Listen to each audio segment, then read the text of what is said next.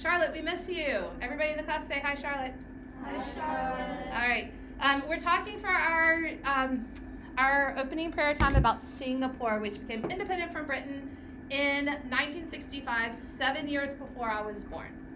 It was prior to the time we're talking about. It was just a trading place. Like ships would dock, they'd unload, ships would load. That's what it existed for in terms of the British. But the first prime minister, who was Lee Kuan Yew, he wanted to turn Singapore into something special. He remained prime minister for 31 years and basically shaped the modern nation of Singapore into what it is today.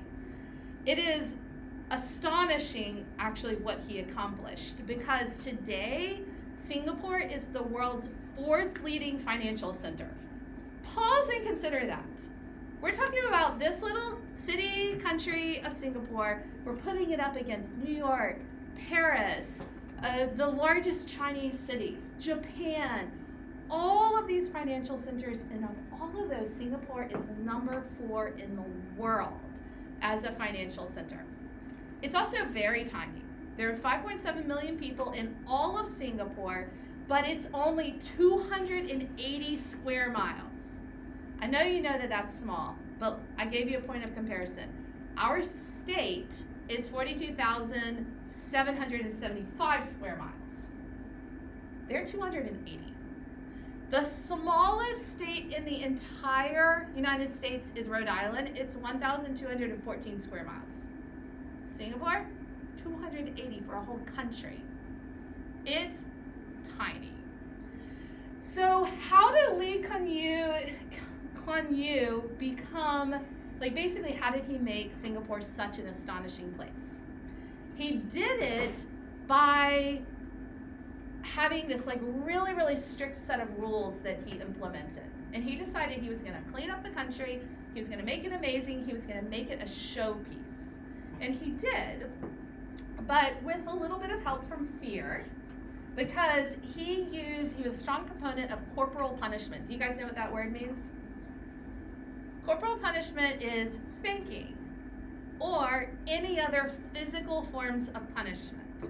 So in Singapore, the physical forms of punishment that the government can do to you is called caning. And it's really what you would imagine. Taking a cane or some large sort of instrument and publicly punishing people by whacking them. And so if you do something that's considered wrong, like littering, you could get a public caning for that punishment.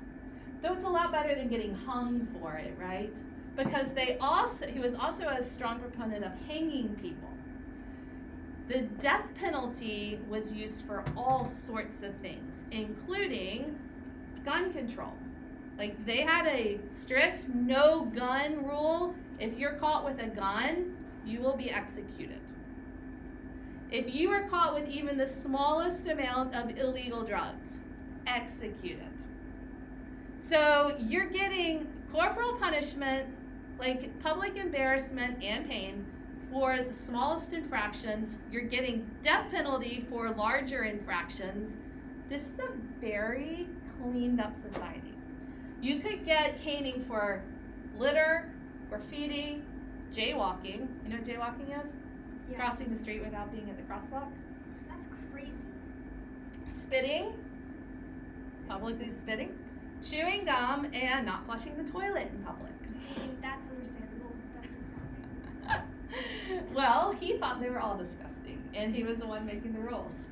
So you can see here that he basically was thinking, what's the ideal state, and I'm going to make sure it happens with strict punishments. He thought that it was very important to, I think, actually I wrote this wrong, he forced racial desegregation, not segregation. So he didn't want society to be segregated. In their society, it wasn't black-white. It was Chinese, Malaysian, Indians, all lived in the same society. So he required certain percentages of people to live in the same areas together. Mandated. So that was his way of addressing the way of addressing every single thing for him was government rules and then punishment. He was basically trying to set up a utopian perfect society. Now, what was the result? Fourth leading financial center, a crazy clean, unbelievably beautiful, really astonishing city that in some ways is ideal to live in, but it's a good setting for a dystopian novel too. This is the flag, and I'm going to tell you a few prayer points before I show you pictures. Prayer points if you're going to pray for Singapore. First of all, it's a very materialistic country. You can imagine why, right? What you look like on the outside is really important. Very competitive. That makes sense. Very achievement oriented. And so when you try to share the gospel in Singapore and you say to people, all of your good works are not what makes God approve of you. That doesn't even make sense in a society where your good works are the very thing that make everybody approve of you. The good works are everything. How you look on the outside is everything. So for you to try to share the gospel in that setting is really a foreign language to say God is not going to approve of you because you're perfect. And if you mess up, that doesn't make him love you less. Do you hear what I'm saying? The gospel is really counterintuitive. It's upside down in a world like this. Second prayer point, competitiveness makes the churches less united. This makes sense. Churches are full of people. The people of Singapore are competitive in every area of their life, so why wouldn't they also be competitive at church? And then it's really hard for churches to have unity. And then last but not least, success can leave people feeling really prideful. Again, that makes sense. So if you're a person in Singapore and you have a hard time, like you feel like I can't accomplish, I can't be perfect, so you feel really badly about yourself, you do need the gospel. But what if you're awesome? What if you're smart? What if you're rich? What if you're successful? And everybody in society approves of you. It's really hard for that not to lead to pride. And pride then to make it really hard for you to understand the gospel at all. Because why do you need God if you can do it all yourself? And society goes, yeah, you, go for it. You guys get what the thing is? All right, so if you were going to be doing ministry in Singapore, these are some of the things you might want prayer for. Do I have anybody in here who's willing to, what I'm asking is, do you feel what I'm saying? Is there some part of this that you get that makes sense to you, that you're willing to pray for the people of Singapore because you're like, oh yeah, I understand what this is like? Who wants to do it? All right, Jody, thank you. God, I just pray that you help the people share the gospel in Singapore, that they would find a way to show the people of Singapore that you converge them and it's not about words, and that even if they mess up in society, that you still love them just as much as you love them before. I pray this in Jesus' name. Amen. Awesome prayer. Caleb, will you cut the lights real fast? I do need to show you, though, that Singapore is a really amazing place to visit because it is so clean. It is so perfect. The pictures make it look like you are on the movie set in the first Wakanda movie when you walk in the first time you see it all, or some other movie like that. Just almost idyllic. So this is, a little photoshopped in the terms of the lighting of it, but this is a real, nothing's gonna be messy, nothing's gonna be distracted. They didn't have to clean the streets for this picture, right? They're already clean. It is a beautiful city. Go to the park, no trash on the ground. Everybody cleans up after the dog. You go walk down the city, they didn't have to sweep the bridge in order to take this picture. It is a beautifully kept environment. This right here, doesn't this just look like the coolest city to visit? One of my first class, one of the students was saying that this hotel with the 3 parts in the background has on the top a pool, a swimming pool. that you can swim all the way to the edge and basically look over. Have you been there? Has anyone ever been here? Okay. And then this is the one that just did me in. This is like Botanical Gardens there. It's part of their environmental push is these man-made trees in the middle of their botanical gardens. So if you're going to Asia one day, maybe drop Singapore into your bucket list for an Asian trip. It's open to Westerners, and it's a cool place to go. All right, do I have one volunteer who's willing to do this? Have you done it already? No. Okay, DJ, come on up here and lead us in the Asian map. Oh, the chair's back here. All right, come sit over here so that you're not blocking the view. And he is going to help us find India, Mongolia, Japan, Bangladesh. Good. How's it? Good. Indonesia. You have to use 2 fingers probably to scroll down. Oh, you got it. Cambodia. It's just above Indonesia. It's a very boring shape. No, right? Down. A little to the east, and then north. It's on that. It's on this land. Oh, okay. It's on there. Yeah. It's red now. It's blinking at you. Okay. Oh, Vietnam. You got that. Vietnam is on the edge of that part of land, on the other edge. Good. Russia. China. Nepal. South Korea. Malaysia. Close to Singapore. Thailand. It's really close to there. Really close to Malaysia. North Korea. Bhutan. Super. Taiwan. Myanmar. That was it. Yep. Laos. Philippines. Great job. Good job. Guys, I wanted to give you something to help you remember Cambodia. I've been thinking about how to remember this when all the other countries have such distinct shapes and Cambodia doesn't. That red one right there. I think of a capital C around the outside of it, and that helps me remember that boringly shaped country is Cambodia.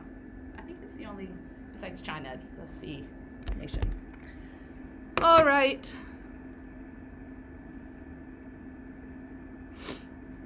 Okay, we are going to go ahead and go to the note cards on the Civil War. I'm going to keep lights off for a little bit, and then we're going to turn them on in a bit.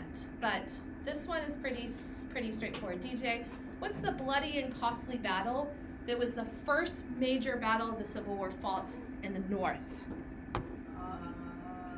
War between states? No, name of a battle. Jody. Battle of Antietam, right. Yeah, so this is just Battle of Antietam. This is telling you that at this point in the Civil War, the push is starting to go north. This is the picture from your book. So Antietam is somewhere north up here. I should have looked it up. All right, what announcement, David, did Lincoln make that would affect the slaves in the South? He said that if the southern states didn't rejoin, that he would free all the slaves. Yes. So this was like his threat, if you want to think of it that way. His threat that really the South needed to rejoin or he was going to do something himself. Come back to whether or not he could do that. By the time the battle was fought in Fredericksburg, just before the Emancipation Proclamation, did it seem like the war was being won more by the South or the North? Everyone together. What's the answer? South. Okay.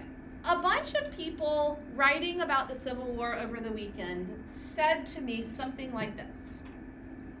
Why did the South even fight? The North had so many more resources. The North was in such a stronger position. Why would the South even fight? Keep that question in mind because at the point that we're talking about right now, we're halfway through the war. And it seems, by all accounts, that the South is going to win the war. The South is not losing despite all of those uneven resources. The South is winning or tying, if you want to call a draw a tie, where both sides just kind of give up. The South was really being successful halfway through the Civil War. And it was at this point in 1863 that Lincoln made the Emancipation Proclamation. Now, again, let me pause and say, I want all of you to know the dates of the American Civil War. So can you say them out loud if you can remember them? The American Civil War happened from 1861 to 1865. Correct. So 1863 is what point of the war? Shoot, it's the middle of the war. It's the middle of the war. The South seems to be doing better. Lincoln is saying, do I need to take matters into my own hands? And he declares the Emancipation Proclamation. And Reese, what does this declare? Freedom for slaves in the South. Freedom for slaves in the rebelling states of the South. Forever free. Now, this is a really, really interesting thing that happened. Let's look at some of the actual wording of the Emancipation Proclamation. This is what it said, that on the first day of January, in the year of our Lord, 1863, all persons held as slaves within any state or designated part of a state, the people whereof shall then be in rebellion against the United States, shall be thenceforth, and forever free. Hold on those words for a minute and think about this. This is what made the slaves rejoice. These words, they shall be thenceforth, and forever free.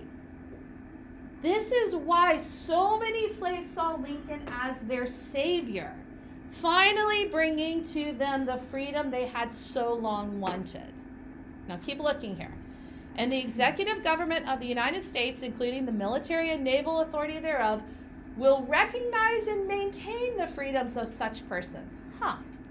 Recognize and maintain the freedoms of such person, and will do no act or acts to repress such persons. What was the law of the land at this point in our history if a slave escaped and went to the north? They'd be taken back down to the South. Exactly. Yes. And what, does anybody remember what that law was called? The Fugitive Slave Act said any fugitive slave, any slave that ran away, had to be returned. So, if slaves ran away, like they did by the tens of thousands, to join the Northern cause and fight, Lincoln, the Union generals, were breaking the law by letting these people fight. That is why Lincoln did the Emancipation Proclamation, to make it legal for these slaves to stay in. Now, when I say the word legal, even that's a little dubious. Let me read on here. By virtue of the power, can you shut the door, Caleb? By virtue of the power, and for the purpose aforesaid, I do order and declare that all persons held as slaves within said designated states and parts of states are and henceforth shall be free. Who is I? Who is I? Abraham Lincoln. I do order. Did Lincoln get Congress to pass a law?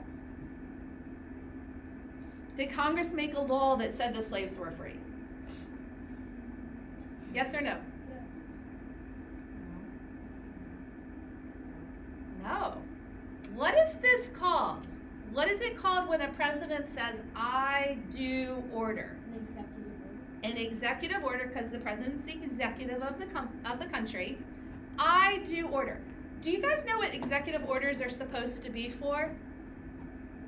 If you have a corrupt House of Representatives and you cannot pass laws to the point where the president must step in and take matters into his own hands. So that is how they are used.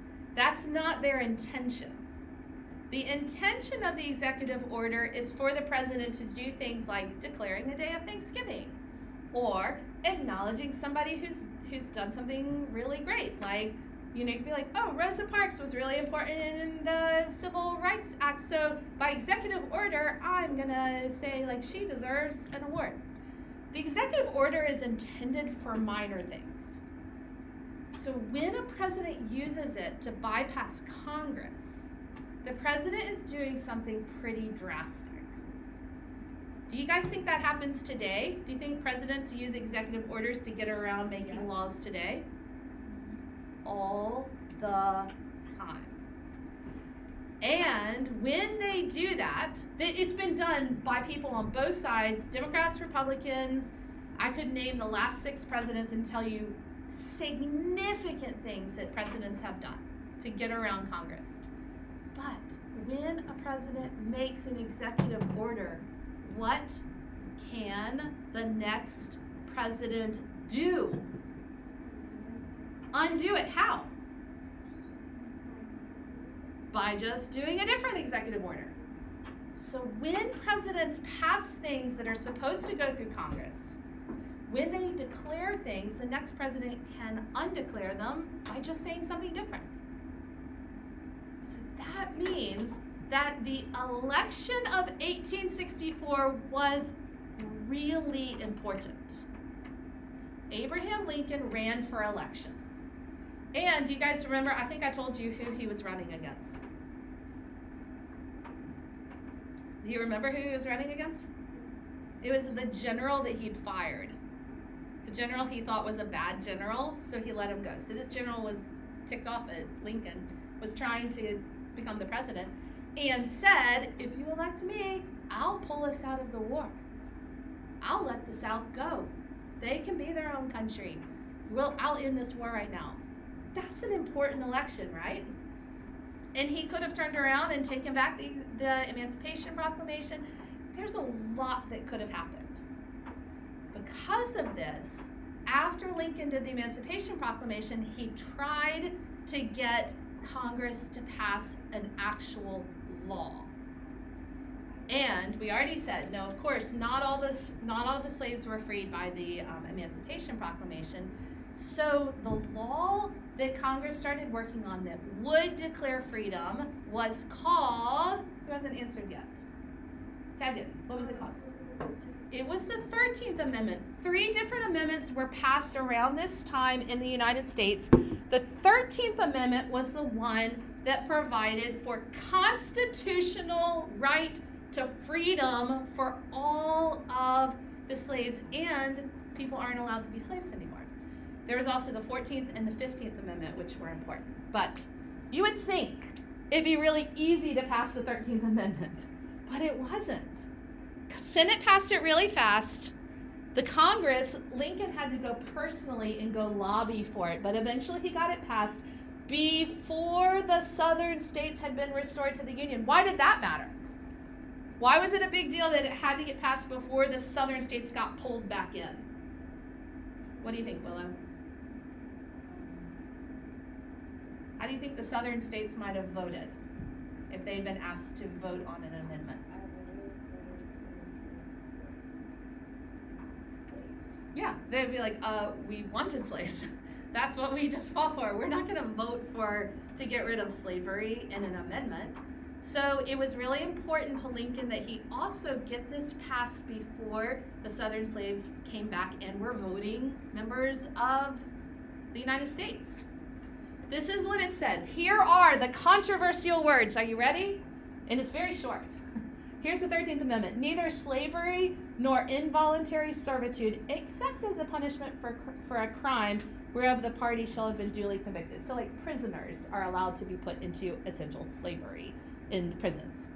But neither slavery nor involuntary servitude shall exist within the United States or any place subject to their jurisdiction. That's your controversy right there. No slavery. Not in the United States.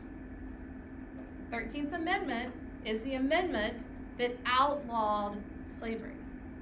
Not the Emancipation Proclamation. because that could have been overturned by the next president.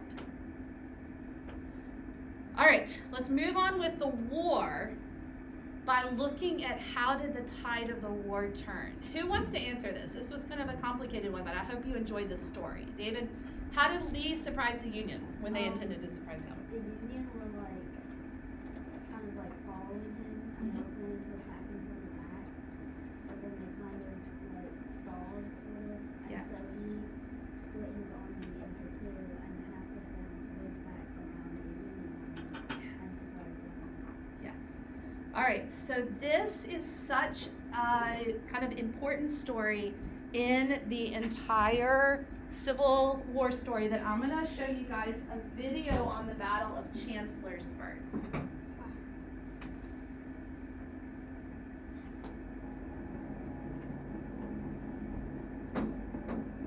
You will love history.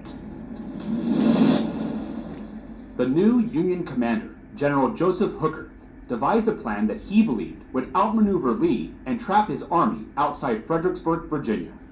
Hooker would divide his enormous army into two parts and surround Lee's army on all sides. One half of Hooker's army would fake an all-out assault on the bulk of Lee's forces, which still garrisoned the city of Fredericksburg. The other half would march around Lee's flank, cross the Rappahannock and Rapidan rivers, and attack him from the rear. Hooker was sure that the plan would work, but again, the Union underestimated Robert E. Lee. Significantly outnumbered, Lee refused to retreat and instead chose to implement a bold but risky strategy. Against all military convention, Lee divided his much smaller army into two parts and attacked Hooker's army on multiple fronts. On May 1st, 1863, Lee ordered an attack on Union forces outside Chancellorsville, Virginia. Once the attack began, even with superior numbers, General Joseph Hooker panicked and ordered his troops to retreat to defensive positions in the thick of a forest called the Wilderness. On May 2nd, Lee divided his smaller army again and ordered Stonewall Jackson to ride around the Union flank and attack with 30,000 men. Jackson's attack takes the Union army by complete surprise. Hooker's Union forces are camped and unprepared when Jackson's troops launch their assault, leading to heavy Union casualties. General Hooker ordered a retreat back across the Rappahannock River, and the Union suffered another total defeat. In all, over 154,000 men fought in the Battle of Chancellorsville. Union troops, under the command of General Joseph Hooker, suffer over 17,000 casualties, including over 1,600 killed, over 9,600 wounded, and over 5,900 missing or captured. Confederate troops, under the command of General Robert E. Lee, suffer over 13,000 casualties, including over 1,700 killed, over 9,200 wounded, and over 2,500 missing or captured. So why did this battle matter? During the battle, General Thomas Stonewall Jackson was shot by his own men and would later die from his wounds. Following his stunning success on May 2nd, Stonewall Jackson rode out with a few aides on horseback to scout Union positions. As he rode back at dusk toward Confederate lines, startled rebel infantrymen, unable to see clearly in the dark, shot at Jackson and his men.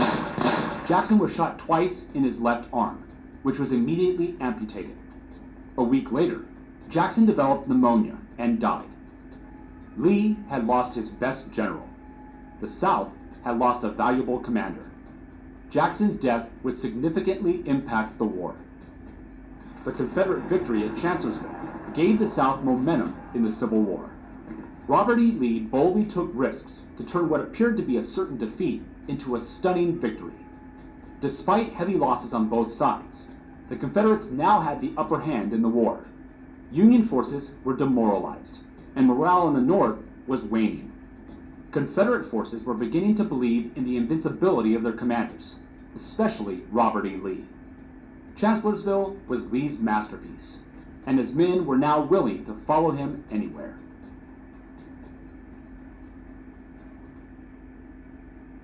All right, so Chancellorsville is this significant battle, not just because it was the power of the Southern cause, honestly.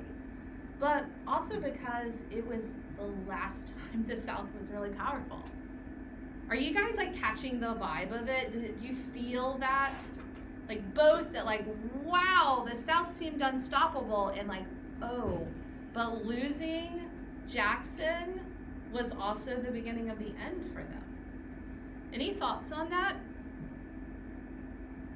Anybody?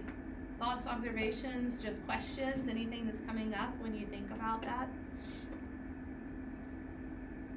No? The last class, one of them asked me, why did another general matter so much? Why do you think that is? Why did Lee need Jackson so much for his plan? Any thoughts on that? Yeah. Maybe like strategy. Yeah. Like he might have had other ideas like on how to ambush. Right. It's hard for one person to be Yeah. the only leader. Yep. It helps to have more than one person. Yeah. He was a good leader. The troops already trusted him because he already did Battle Bull Run and many Yeah. others, which gained their trust. So to introduce a new leader, we'd have to go through the whole being loyal thing again. And Right. so he was just a very valuable, not only mind, but very good at military tactics. Yeah. I mean, it's one thing to have like a really strong CEO of a company, but even a strong CEO needs like good vice presidents to really make their stuff happen. Anybody else? Any other kind of thoughts, observations about Chancellorsburg? So if we're kind of tracking the war as a story, this right here is kind of a high point for the South, and then we come to this battle. And Ellery, what was this enormous battle, which was the farthest north the South fought? So the South is still pushing. They're being offensive. They're being aggressive. What was this last push that the South had the last time they were offensive? Was it Sherman's? Nope, not then. That's the very end of the war. This is something that was kind of right after Chancellorsville, and it was the height of the war. Reese? Gettysburg. Has anyone in here ever visited Gettysburg? You have. Okay. Oh, 2 of you? 3 of you. So DJ, Caleb, and Reese, and Willow. Wow, there's lots of people who visited Gettysburg here. Okay, what do you guys remember from that? Did you all visit when you were old enough to know? I was like 5. Ah, okay. Anybody visit when you were old enough to remember? I remember history a lot. Yes. Okay. Caleb, what were your impressions of it? Well, I just like drove through it quickly, but it was Okay. just really big. It was a really small town. And just Even driving through, do you remember what it was like in the area? Do you remember how flat it was? Yeah. It's really like you can almost imagine yourself in there. Like if you're a video gamer and you're used to like virtual reality, like drop myself in the game, just driving through Gettysburg, you feel like you've been dropped into that. And there's a part of you that can imagine how 100,000, 150,000 people could be on this vast open field. It's so crazy. What else? What are your impressions? Willow or Reese? DJ? I don't know, like not warm, but very Peaceful, like like empty.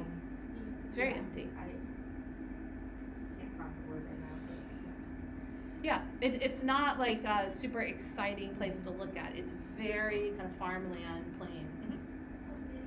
Yes. Anything else, Willow or Reese, that you remember? I was pretty young. You're young? Okay. All right, then. I'll just tell you that I have been to Gettysburg. There's a college there. I've taken one of my kids to go look at Gettysburg College, which is a small liberal arts school in Pennsylvania. I'm going to make just a little appeal to you. Gettysburg is not that far from here. If you can avoid DC traffic, if you just kind of pop up to the west, it's really not that far. And I know Virginia has tons of battlefields and you don't really need to even leave the city of Richmond to see stuff, but Gettysburg is such a cool place to visit. So my appeal is ask your mom, ask your dad. They probably both would be interested. Say like, hey, can we go visit Gettysburg sometime? It's a really, really neat historical field trip. Okay, this little clip is from Ken Burns' documentary. And he is probably has the premier documentary. Can you turn the lights on, Kayla, please? Documentary on the American Civil War. I'm giving you a handout, which is the script of the Gettysburg Address. And I know I asked you in a note card to tell me your favorite line from the Gettysburg Address, but the book didn't have that much in there. And so I'm giving you the whole thing. When he reads this, I want you to underline the parts of it that jump out to you, the parts that you really love. The wording that you like. It's an incredibly powerful speech. But first, he's going to do a little bit of the history leading up to this before he starts telling you about before he reads the address. So we're going to come to that in just a second. First, this.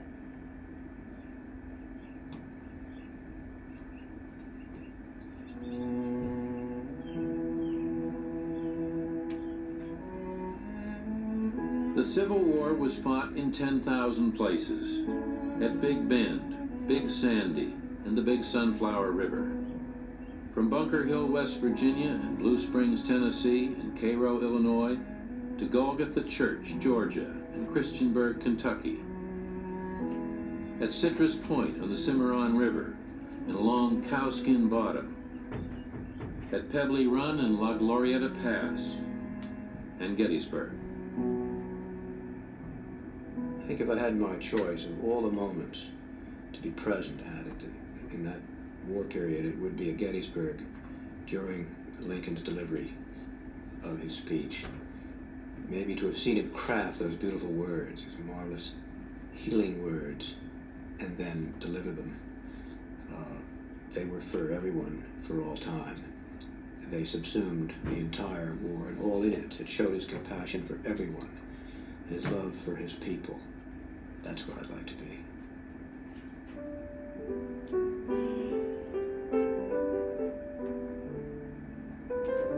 On November 19th, Lincoln traveled to Gettysburg to dedicate the new Union Cemetery. The featured speaker was Edward Everett of Massachusetts, a diplomat, clergyman, and celebrated orator. The president had been invited almost as an afterthought to offer a few appropriate remarks. Everett spoke for not quite 2 hours. Then Lincoln rose. A local photographer took his time focusing. Presumably, the president could be counted on to go on for a while. But he spoke just 269 words. He started off by reminding his audience that just 87 years had passed since the founding of the nation. And then he went on to embolden the Union cause with some of the most stirring words ever spoken.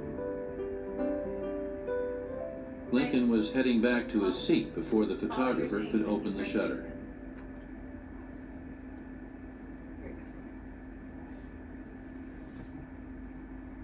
He felt that he had failed, that it was a poor speech, that the people didn't like it. It was so brief, less than 2 minutes. He felt that he had failed. Layman, his friend Ward Layman, was sitting next to him on the stand. When he sat down, there was just a sprinkling of applause. And he said, "Layman, that speech won't scowl.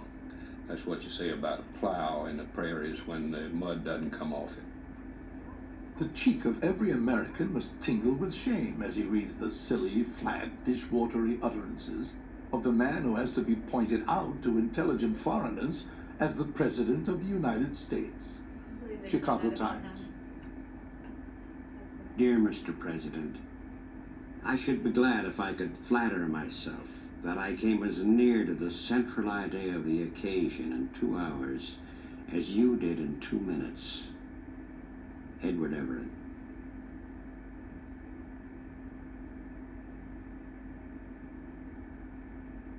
407 years ago, our fathers brought forth upon this continent a new nation, conceived in liberty and dedicated to the proposition that all men are created equal. Now we are engaged in a great civil war, testing whether that nation or any nation so conceived and so dedicated can long endure. We are met here on a great battlefield of that war. We have come to dedicate a portion of it as a final resting place for those who here gave their lives that their nation might live. It is altogether fitting and proper that we should do this. But in a larger sense, we cannot dedicate, we cannot consecrate, we cannot hallow this ground. The brave men, living and dead, who struggled here have consecrated it far above our poor power to add or detract. The world will little note nor long remember what we say here, but can never forget what they did here. It is for us, the living, rather to be dedicated here to the unfinished work which they have thus far so nobly carried on. It is rather for us to be here dedicated to the great task remaining before us, that from these honored dead we take increased devotion to that cause for which they here gave the last full measure of devotion, that we here highly resolve that these dead shall not have died in vain, that this nation, under God, shall have a new birth of freedom, and that government of the people, by the people, for the people, shall not perish from the earth. All right, guys, what did you mark on your paper? You're supposed to have underlined the parts that you like. What's something that you underlined that really struck you and stood out to you? Ellery? That from these honored dead, we take increased devotion to that cause for which we made the last full measure of duty. Oh, it's just so beautifully put. That's amazing. What else? What do you have, Reese? These dead shall not have died in vain. Yes. Yes. What do you have? The brave men, living and dead, who struggled here, have consecrated it far above our poor power to add or detract. Yes. The way that Lincoln just sort of said, I know my words are nothing. It's the people that matter. What else? What else did you mark or notice that's different from those? Anyone? Anyone? Anyone? Got anything different? David? Caleb? DJ? Anything that hasn't been said? That please Yes. Yeah, it's beautifully, beautifully said to honor the dead. Jody? It is for us the living rather to be dedicated here to the unfinished work which they who brought here thus far so Yeah, in mid-war, he's calling people to not give up. Don't give up. We have to get this. We have to finish this. DJ? Our fathers brought forth on this continent a new nation, conceived in liberty, and dedicated to the Proposition. proposition that all men are equal. All men are created equal. Amazing. All right. Beautifully, beautiful thing. Totally worth memorizing. Now, there were two Confederate losses that were really the beginning of the end. Turned the tide of the whole war. Caleb, what were those two losses? Yeah. Gettysburg, that we just talked about, was one of them, and the other one was down in Mississippi. It was in Vicksburg. It was on the river. It was just such an important passageway for boats when the South lost Vicksburg. But the real end of the war came when a Union general marched through the South, burning Atlanta, this huge hub, and Savannah, and basically helped to end the war by implementing a completely different type of warfare. Who was this, DJ? General Sherman. I have to tell you guys, I grew up in Atlanta, and General Sherman was the epitome of like the worst kind of bad guy that you could imagine to an Atlanta person. Because our family told us he's the one that ruined the South with his march to the sea. It has taken me to adulthood to see, I guess, a little bit different perspective on Sherman's march to the sea. Guys, I don't mind you sort of sorting things out, but I don't want you to like sort out. I've got some really important stories I need to tell you between now and the end of class. And it distracts me when there's too much binders and things. General Sherman was definitely, it was because of him that the war actually ended. But he did it with a kind of warfare that had never really in history to that, modern history to that time, been used before. Total war is what it's called. So the conventional war, you can sort of imagine this. In the conventional war, the generals saw themselves as gentlemen. They had rules. They followed certain things. They were like, I mean, like Lee and Ulysses S. Grant, they sort of epitomize this, especially Lee and Jackson and all of them. But you know what I'm saying? It's kind of like, oh, we take breaks. Oh, it's a holiday time, so we don't fight. You know, we're gonna all play soccer together. You may have heard that. That's conventional war. Total war or total warfare is different. In total warfare, all civilians have to be aimed, all their resources toward that. Infrastructure like electricity grids, water passageways, sewage systems, they're legitimate military targets. Mobilizing all of the resources of society to fight a war, and military needs are the most important things. Way more important. It's unrestricted. Oftentimes the laws of war are disregarded. In total war, businesses will change what they made. We're not making pots anymore, we're making bullets. Women are doing men's jobs. Nursing used to be a men's job. It became a women's job in the Civil War. In World War I and World War II were also kind of like a total war example. Women started basically covering all the things that men had done because men were fighting. In total war, there's food rationing. We voluntarily give up having enough food in order to send our food to the military. Everything's a target. And this is what you see like with Ukraine and Russia right now. Russia is like bombing the electricity grid. Why? It's psychological warfare. It's to try to wear out the citizens of Ukraine so that they pressure their government to give up. So total war is like a psychological warfare. The March to the Sea was pillaging the countryside, taking everything from the farms, then burning stuff, destroying military outposts and civilian properties. It's psychological. It's messing with people's heads by making them think there's no way we can win, we need to just give up. So total war, so this particular March to the Sea was an early example of total war. And yes, in Atlanta he was vilified. Sherman was vilified because of this very thing, because so much of Atlanta was destroyed in his March to the Sea. It was, however, the thing that definitively and finally ended the Civil War. All right, General Lee surrendered to Grant at Appomattox. It's very close to us, about an hour south of here. You can go visit Appomattox Courthouse, where they did this. It's not too far. And you guys all know this. How many days later was Lincoln assassinated? 6 days later. I have something really important to tell you with our last few minutes. So here's a picture of Lincoln's assassination. There's multiple pictures of this. This is what I wanted to tell you about. The official period called Reconstruction lasted for 12 years.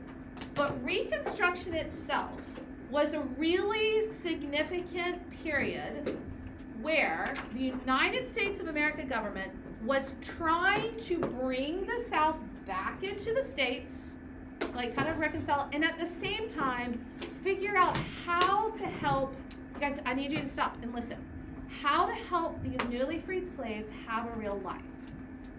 It's a very tricky thing to do. And during this time, the 13th Amendment was passed, 14th Amendment, and the 15th Amendment. The 13th Amendment was, freedom from slavery. 14th was equal protection or citizenship. And the 15th Amendment was officially the right to vote. Though you guys are going to know, if you know there's anything about the civil rights movement, that this was still a struggle in America for many years to come. So what I wanted to tell you is that even though our country passed these amendments to the Constitution, which are laws, there was a big struggle in between, look at me, in between the Civil War and the Civil Rights Movement in the 1960s. There was a lot that happened in between this. Some of it was struggles with the laws, some of it was just what was in society. We're not going to touch back into this into this part of American history until we get to the Civil Rights Movement. So I have posted for you on Google Classroom 2 articles. They are not assigned to you, but I would really like for you to read them. They will help you in your brains bridge the gap between what happened after the Civil War and what was going on with all of these racial dynamics in America before the Civil Rights Movement. But one of the things that happened in Reconstruction was that there were black codes implemented in the South. The black codes were intended to keep freed black people from having rights. Let me show you. No Negro shall be allowed to come within the limits of the town. This is a real town in Louisiana. Within the town without special permission from his white employer. No Negro shall be permitted to rent or keep a house within the limits of the town under any circumstances. No Negro shall reside within the limits of the town who's not in the regular service, basically a servant to a white person. There will be no public meetings of Negroes under any circumstances without the permission of the government, except church services. They're allowed to go to church. No freedman who isn't in the military service can carry firearms. So there was not equal protection, not really, when codes like the black codes were being passed. Even when those were lifted, there were other things that took their place. You are going to understand when we come to the Civil Rights Movement more if you will read these articles, okay? That's it. You are dismissed.